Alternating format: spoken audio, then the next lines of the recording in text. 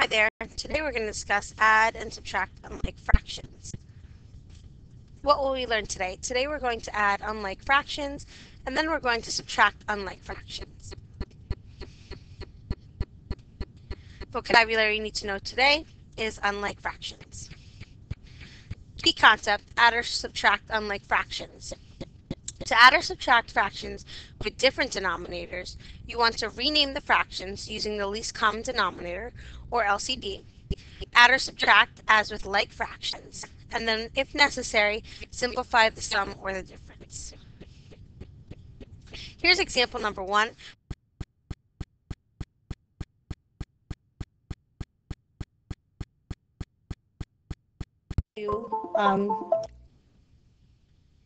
Fractions with unlike denominators. I like to do them vertically so I can see the changes into the fractions. Okay, so we have 1/2 and 1/4. Now, they don't have the same denominator, so what we have to do is we have to find one. I usually start writing the multiples of the biggest denominator. I'm going to start with that so far. And then I just kind of see if any of the multiples are divisible by both numbers. So both numbers are actually divisible by 4. So our denominator is going to be 4. And then we just have to make sure that if we change the denominators, we have to change the numerators. So we changed from 2 to 4 by multiplying by 2. So we multiply also the top by 2. So that's 2/4. We didn't change anything here, so we can just leave it. Now we have the same denominator 4. All we have to do is add our numerators. So 2 plus 1 is 3/4. This is in simplest form. So 1/2 plus 1/4 equals 3/4. Here's another example. Find, in parentheses, a negative 3/4 plus 5/9 plus 7/4. So if you'll notice here, two of the fractions have a denominator of 4. So what you want to do here is you kind of want to combine the ones that you can first. And we're going to use the commutative property and the associative property of addition. So the first thing I want to do is commutative property says that I can reorder my addition sentences and it doesn't change the answer. So I'm actually going to change this to 5/9 plus negative 3/4 plus 7/4. So all I did was, switch the negative 3/4 and the 5/9. And then the associative property says it really doesn't matter how I group them. So I can group the first two or I can group the second two. So what I'm going to do is I'm going to group the second two fractions because I want to add them first because they have the same denominators. So here now I have my 5/9 and I'm going to add negative 3/4 and 7/4.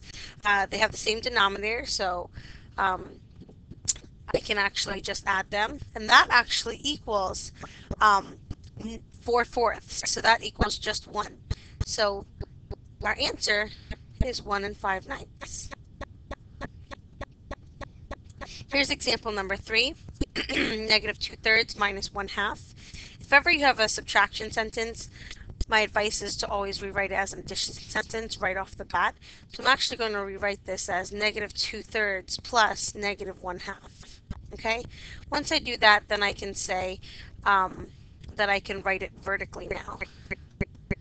Okay, so we're going to start by finding the least common denominator. Again, I usually start off with my biggest denominator, so that's 3. I write down my multiples of 3. I write down a few. And I see if they're both divisible by the two denominators. So 3 is actually not divisible by 3 and 2, but 6 is. So 6 is going to be our denominator, okay? And remember, we got to remember our negatives here. Okay, so how did we get from 3 to 6? We multiplied times 2. So let's go ahead and multiply the numerator by 2. So this is going to be negative 4. Okay, because negative 2 times 2. And then here, how did we get from 2 to 6? We multiplied times 3. So negative 1 times 3 is going to equal negative 3. Okay, so now we have our same denominator.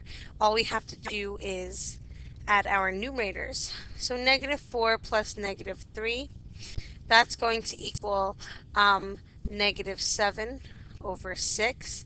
Again, this is improper. So 6 goes into 7 one whole time with 1 left over out of the 6. So negative 2/3 plus 1/2 is negative 1 and 1/6. Here's example number 4. This one is on page 294 of your book. It says use the table to find the fraction of the total population that has type A or type B blood. So we're going to add our type A and our type B. So we have 21 over 50, and we're going to add that to 1 over 10. Okay? All right, so we're going to start off with our biggest denominator, 50. Write down some multiples of 50. Okay? And we should check if any of them are divisible by 50 or 10. 50 is divisible by 10, so we're going to use 50 as our least common denominator. We didn't change 50, so we're just going to keep the 21. But down here, we multiplied 10 times 5 to get 50. So let's go ahead and multiply the top times 5 too. So that's that over there. The denominator is 50 on both of them. So all I have to do is add the numerators.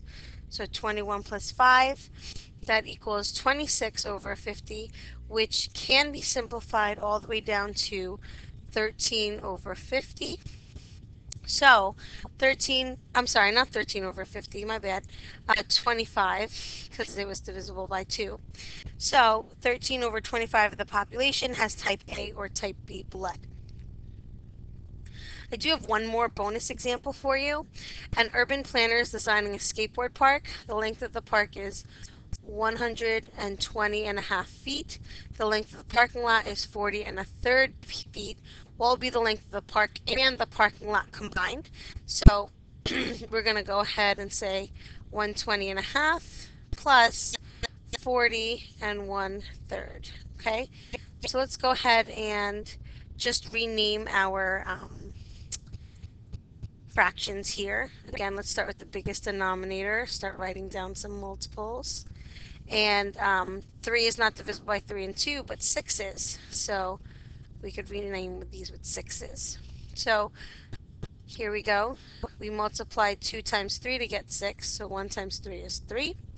We multiplied 3 times 2 to get 6. So we're multiplying 1 times 2, and that's 2, not 4. Okay, so we can say 3 plus 2 over 6, and that equals 5, 6. And then we have our 120 plus our 40, so that's going to equal 160. So altogether, it's 160 and 5/6 feet.